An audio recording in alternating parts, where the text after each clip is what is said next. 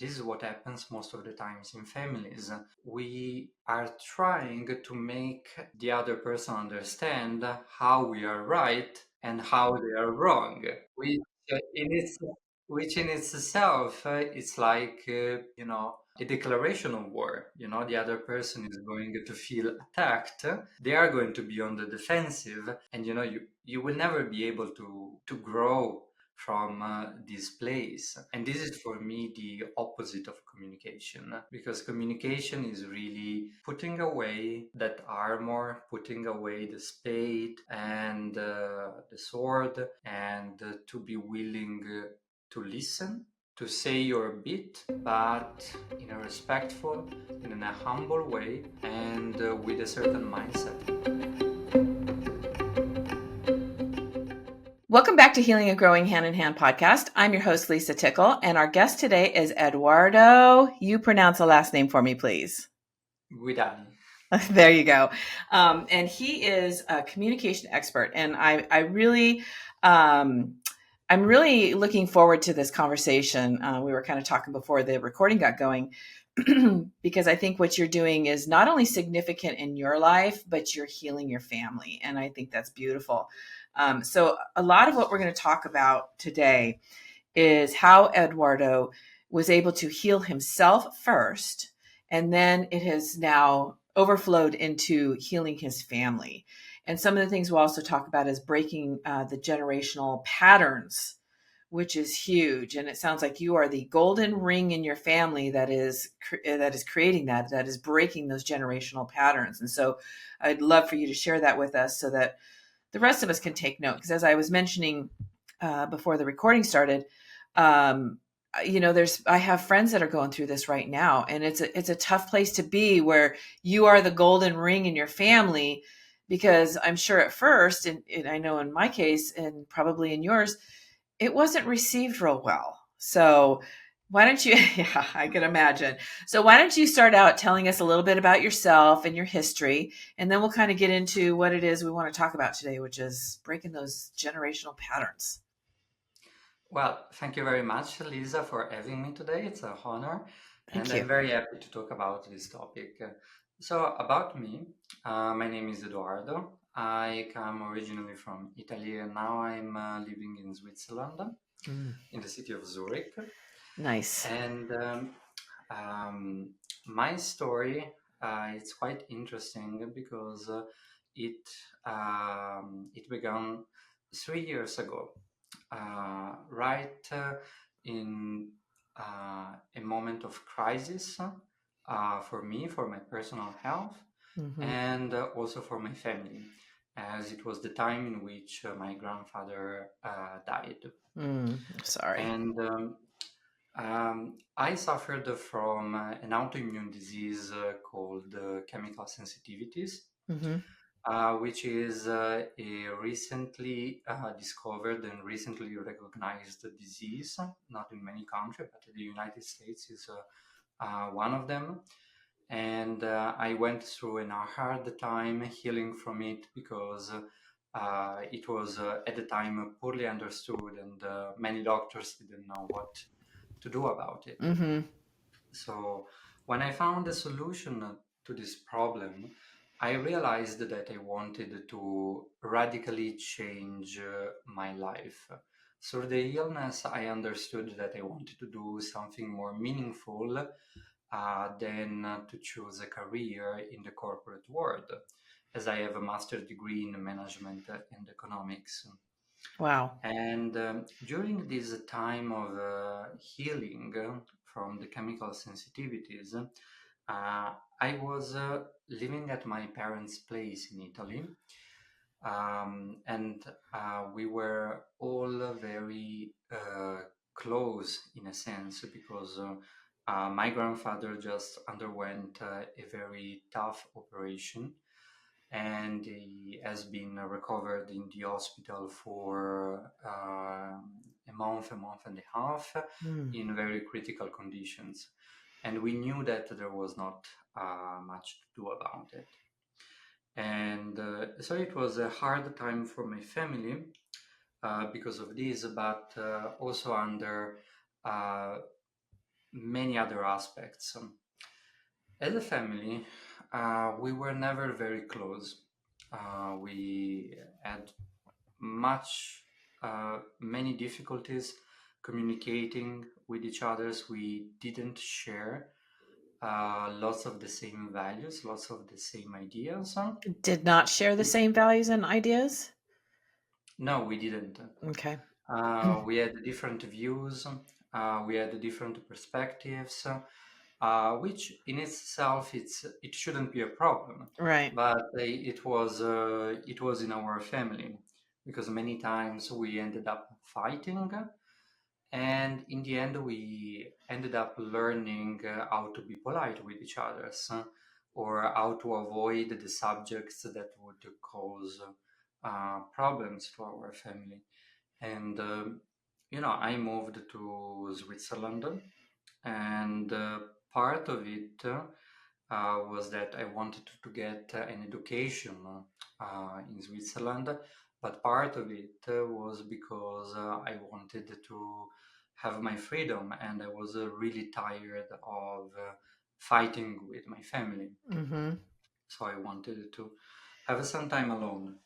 And in this difficult period, um, I was healing from the chemical sensitivities, and I decided that I wanted to do something meaningful with my life. And I was seeing the problems in my own families, and somehow I couldn't put up with them anymore. And I thought, why don't we find a time and place to sit down all together and try to discuss our problems once and for all. I called these family reunions. I thought that the name would have been much more welcomed than Yes. therapy for my family members. And surprisingly, everybody agreed to it, but everyone was at the same time very skeptical. Hmm. My mother said that it would not make a difference at all. And my sister, I remember it very vividly, told me it's going to be a catastrophe, Edoardo, because communication was so bad for us. So, talking about difficult subjects Yeah, you walked was into a lot of people who had their preconceived notion of what's going to happen, and you got to break through that too. right, and that was a big part of it. Preconceived notions, the ideas that like people are set in stones that cannot change. Right. Especially for my sister, my parents, because we hear it all the time. Like at a certain point, you are an adult. People are not going to change. You need to stop wasting your time on that. But that's not true. I mean, it's for me, it's the complete opposite. So we started having these family reunions on a weekly basis, once a week for a couple of hours. And I found myself in the role of moderator because I was the one proposing Yeah. the family reunions in the first Yeah. place. So I tried to make the most out of it, and surprisingly, they went very well. Surprisingly, I was able to help my family. So, for example, my sister see the perspective of my father, and vice versa. And it was actually very healing for us because we found out things about each others that we would have never imagined. Yeah. And I started thinking, okay, I'm on to something. So we kept having these family reunions once a week uh, for a month in the beginning, and things started to change. We started getting to know each other on a level that we never thought it would have been possible, and we started to learn from each other, Hmm. which is something that we never did because most of the times, when you are in a conversation with someone and you are having problems with them, you want to show them your perspective, and you're not really receptive, you're not really listening to what the other person is saying to you. True. And and so this is what happens most of the times in families. We are trying to make the other person understand how we are right and how they are wrong, Yes, which that's so in true. itself it's like you know a declaration of war. The other person is going to feel attacked. They are going to be on the defensive, and you will never be able to grow from this place. No. And this is for me the opposite of communication, because communication is really putting away that armor, putting away the spade and the sword, and to be willing to listen, to say your bit, but in a respectful, in a humble way, and with a certain mindset, the mindset of wanting to grow in your relationship, in your family, and to be ready to take the responsibilities of your actions, to apologize for them, Hmm. and to be able to see how you affected and impacted your family members. Right. And one of the most important things that I found out is that you can hurt someone without knowing it. Oh, yes. You One of my can biggest hurt, fears. One of my biggest fears. Hmm. and this has a lot to do with the trauma, which is a very important topic of today, because something that might be irrelevant for you when you Hmm. bring something up in a conversation might really hit a nerve. Hmm. In Could trigger it them. might trigger a Hmm. past trauma, and all of a sudden we don't know why the other person is annoyed at us, Exactly. and we take that personally. Hmm. But like, you are being nasty to me for no reason, and the truth Hmm. is, just the other person is just overwhelmed in that moment because of past trauma. But with no communication, I cannot know that, and she doesn't tell me that. That's why the communication that I work on that I worked on with my family, and that I work on with other people, is all about putting aside your ego. So it's all about me, and trying to be like, okay, I see that there is something going on with you. Like, what did I say that upset you? Where does this come from? Hmm. Uh, and it's healing. This methodology is very healing because many times people who suffer the trauma cannot talk about it. So Right. finding a supporting environment, and that could be in your relationship, it could be in your family, in which you know that people are listening to you and they want to learn about you, Hmm. really helps bring out all of these past traumas. And this is especially true with the families, because we talk a lot about childhood trauma. And why do so many children get traumatized? The reason is because children and babies at a young age are very impressionable. And many times parents do not realize that. And they might inadvertently affect in a Hmm. negative way the child.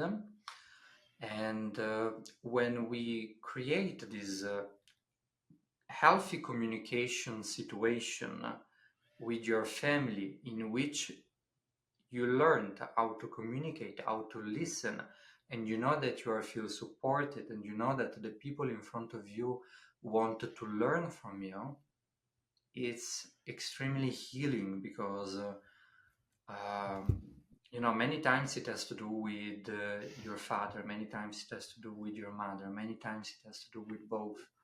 And I would be very happy to talk about my own experience.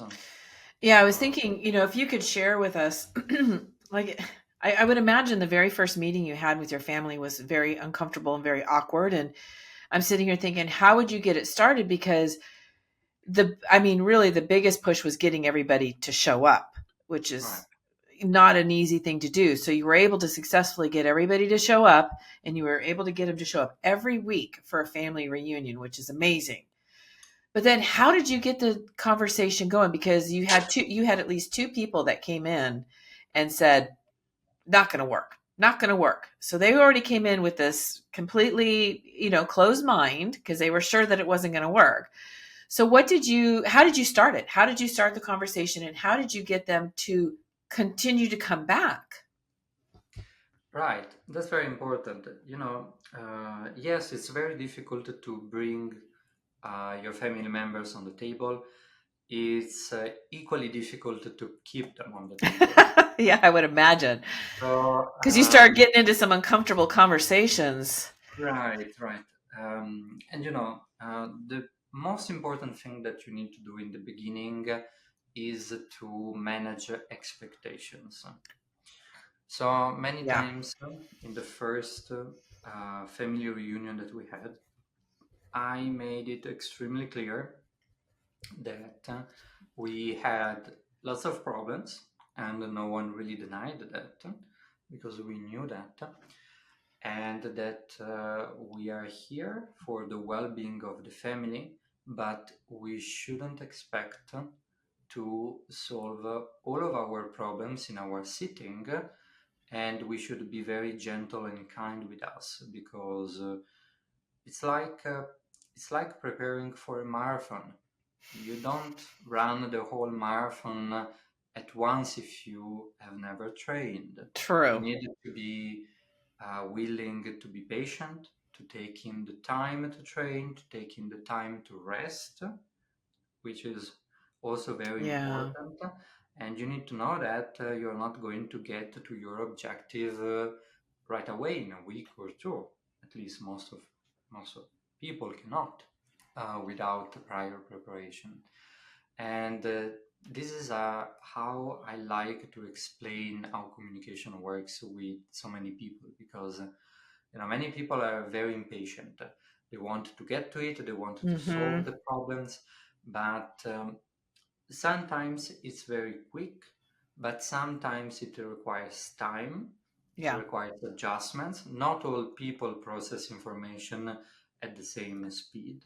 Correct. So So, I'm so glad you said that. That's so true. We process our stuff uh, differently. There's no right or wrong.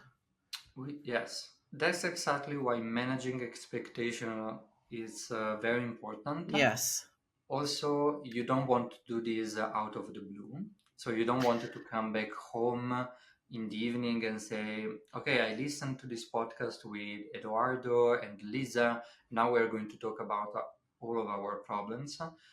Many people need to prepare psychologically to that. Yeah. And so that's important. If someone wants to do this, I would be like, if you want to do it on your own, talk about that with your family, but find a time and place that is not right now so that people can get into the mindset. It shouldn't Hmm. be in a month, but maybe 4 or 5 days a week so that everyone can prepare themselves psychologically to face these problems. And so this was one aspect of that.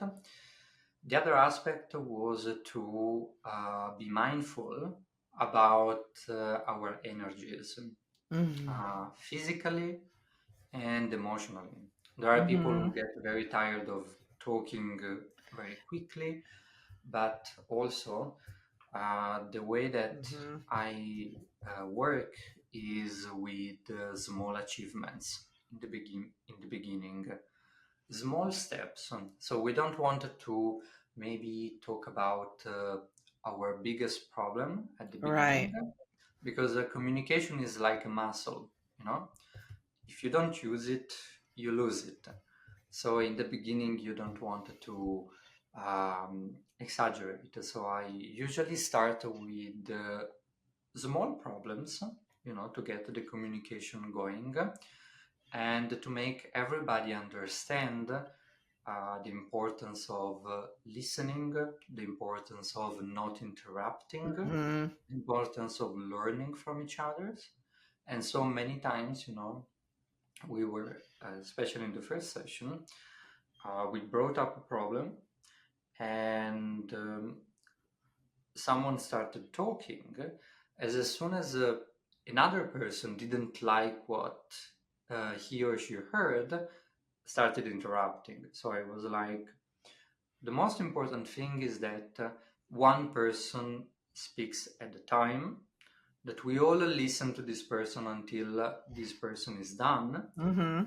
And this is extremely important because when we talk about families, when we talk about relationships and the problems surrounding them, many times it's difficult to express yourself. It might take time, Yeah. and you want to do it in a safe environment. You Correct. don't want to feel pushed by the people in front of you, knowing Yeah. that if you don't say everything in 3 minutes, someone is going to jump in and you won't be able to talk. And this is how also how you release trauma, how you can release trauma in a safe environment, because many times you have things inside of you that are difficult to say, Hmm. and like maybe you wanted to take, maybe you get to crying, you know Yeah. for 1 minute or two, and you need to get that out of you Yeah. without being interrupted, without Hmm. worrying that other people are going to jump in to say their opinion. Yes. So this is a very, very important role that we need, because more often than not, there is one person who always tries to dominate the discussion, Hmm. and the other people who might not have that, um, let's call it aggressive communication Right. style, um, might never have had the chance to truly express themselves and to Hmm. truly feel heard. So, for many people, just having this opportunity of talking and taking their time, whether it's 1 minute or whether it's 10 minutes, to Yeah. really say what they have to say in a way that is comprehensive and exhaustive to them, that alone is extremely liberating for them. Yes, Because it many is. people don't get to talk. No. Many people never get to talk. And yes, you can call these in some ways abuse, but it's true that we were never taught how to properly communicate. Hmm. We, not at school, at least in my case, Nope. not in my family, because otherwise I wouldn't have been in this situation. Yeah. But there are so many things that we're not taught, um, and so, for example, not feeling heard, not feeling safe to talk with your Yeah. husband, with your kids, it's something that deeply impacts you. I really think that these are traumatic experiences that occur on a daily basis. And I was going to this is, say, I was going to share with you, and I've shared with the audience before, that one of the things that I struggled with up until 2016 is having a voice. And I know that's true for so many survivors, is that our voice gets shut down as a kid. And it's interesting. And I love that you share with, if it takes you a minute or it takes you 10 minutes to say what you need to say, you give them that space, because what it felt like on my end before my voice really came out is it made sense in my head, and I could articulate in my head what I wanted to say, but the connection between my head and my mouth wasn't always there. So it came out kind of sputtery. It didn't make sense. And then the person on the other side is looking at me like, I have no idea what you're saying, which then triggers me, right? Because now I'm not being clear. And this person in my mind is getting upset. They're not, but they're getting upset with me. And so it's just this vicious cycle. So giving people that space is so important, and making it a calm, safe place. Because what finally broke it for me was, for the first time, being in a relationship where I was in a safe space. And the person was extremely patient. It's my current husband. He's extremely patient. Hey, if it takes me 15 minutes to say what I need to say, he'll sit and wait, and he will not interrupt me. He will give me that space. Having that space is huge. So I just wanted to say that, because I know a lot of survivors really struggle with their voice and getting it out there. Right. And I'm going to tell you this, Lisa, that we need a complete change of paradigm. We need to move from discussions that are more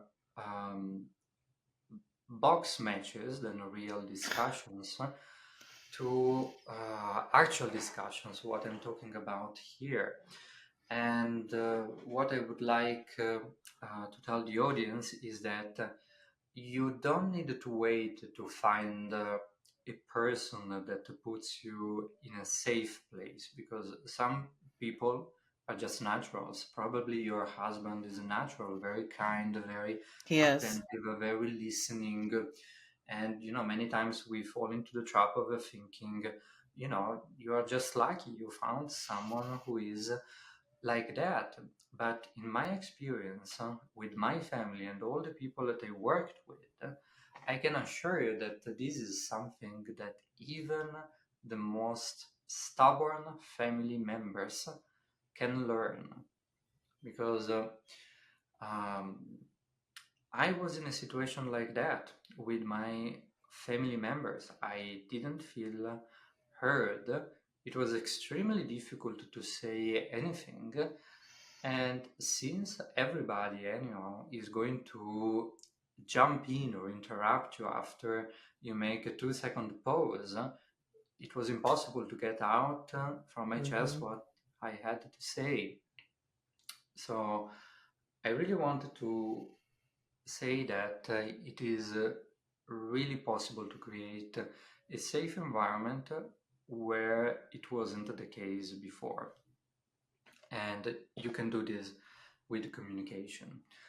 And this helped us as a family to navigate very um, crucial problems at their own roots. We were able to Mm. go to the roots of the problems. Which is And critical. and this was amazing, because once you get to the root of the problem and you understand it, then you can solve it very easily. Right. Most of the times, the problems that we cannot solve, at least in our family, in our relationship, is that we don't know where exactly they come from, and we Right. don't have a good understanding of them. So So true. I'm going to give everyone a true example of what I went through with my family. Mm, During our family reunions, we realized that we didn't know a lot about each other. Mm-hmm. And in this case, uh, my parents expressed the fact that they didn't feel well because they didn't feel much appreciated by their own children. And when we went to the root of it, with a lot of communication, with a lot of interactions, with a lot of questions, with a lot of whys, we understood that um, our parents were showing to us love in a way that we didn't understand. You're right. They came from, I wouldn't say a very poor situation, but they didn't have much when they grew up. And they worked very, very hard to be in a financially comfortable situation, to make sure that we would go to good schools, that we had everything that we needed, and they worked very hard, and we were born in this very comfortable situation, having everything that we needed Mm-hmm. to get by, to be successful in life. Um, but for us, it was not so evident. This show of affection through all these things that they gave us, because we were born with them. We didn't know how life was for them, Right. and they never also told us Right. how much that meant to them. They took it for granted. It was an Mm-hmm. assumption that we knew how hard it had been for them when they were Yeah. growing up, and we weren't aware of how much importance they were placing on this. And and this was because of poor communication. Right. They made their own assumptions, which we didn't know about. And there was something similar also on the other side. On the other side, me and my sister suffered a lot, because our parents didn't show us affection, didn't show us love in a more direct way. Saying, I love you, or we are proud of you, um, for no reason. We would just get rewarded in situations like getting good grades at Mm-hmm. school, getting the diploma, um, only in these situations. And so when we told that to our parents, well, firstly, they were very surprised. But then I wanted to go even deeper. I asked them, where do you think this come from?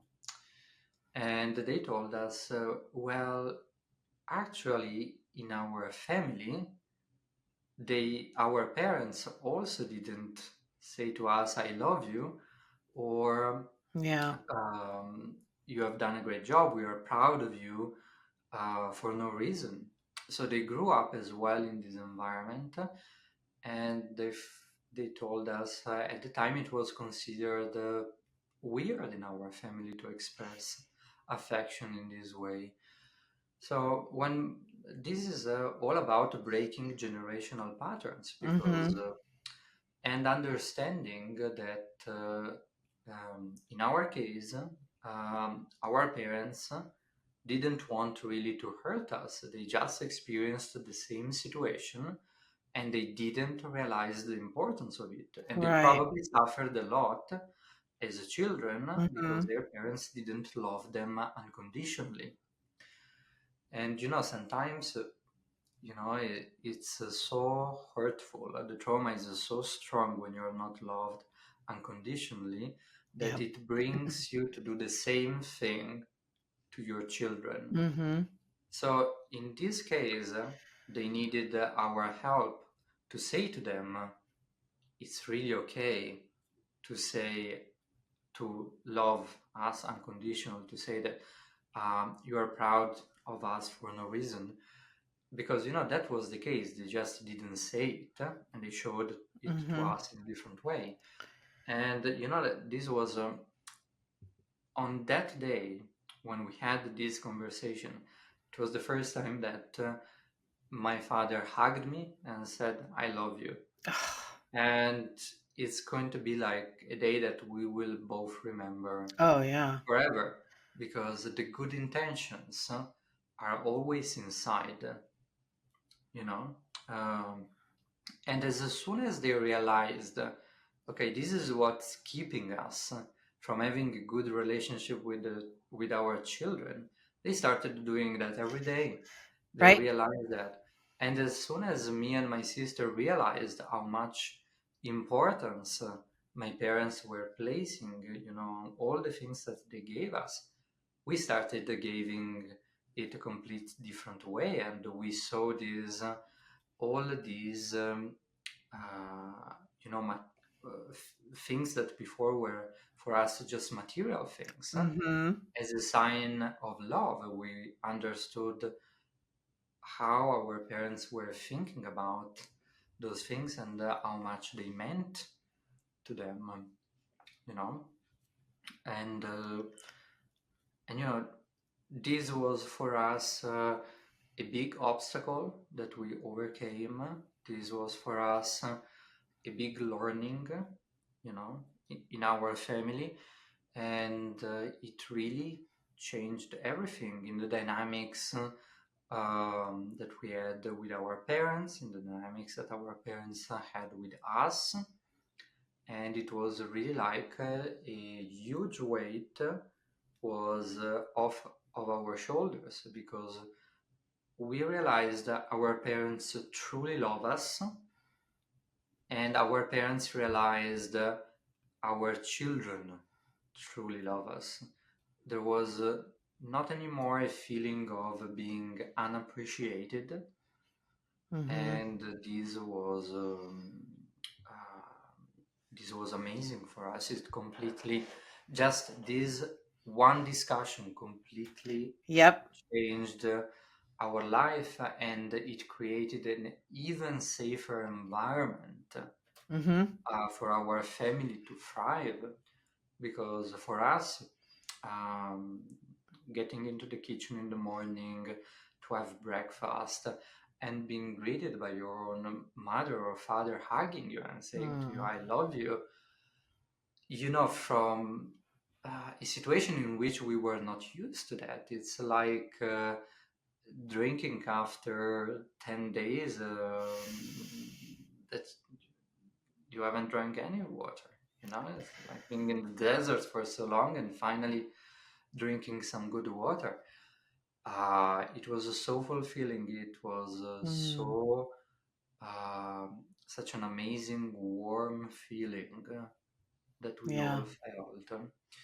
And this was simply achieved by trying to understand each other's with the right communication, by creating a safe environment. And I always take my family as an example, because we were a difficult family. We were a difficult family. It was very difficult for us to get along. And before the family reunions, we really thought things are never going to change. My father is going to be It like wouldn't that. have. My sister is going to be like that. Mm-hmm. My mother is going to be like that. We never dreamt of being in such a situation. As a matter of fact, like after a month, my mother told me, Eduardo, I truly feel like I'm living in a fairy tale, because the Oh. accomplishments that we achieved as a family is something that I would have never dreamed of. And I would like to tell the audience that this is possible for everyone who is in a relationship, everyone who is in a family. Of course, it takes time. Uh, as I said before, communication is a muscle rather than a tool. You need to be patient. You need to put in the work. As I said, for many people, it works very quickly. For some people, they Yeah. need more time to adjust. Processing Mm-hmm. past traumas, past emotional overloads, it takes a different time for different people. Right. We are not so, it's like in a relationship, you need to walk as fast as the other person can, not faster. Right.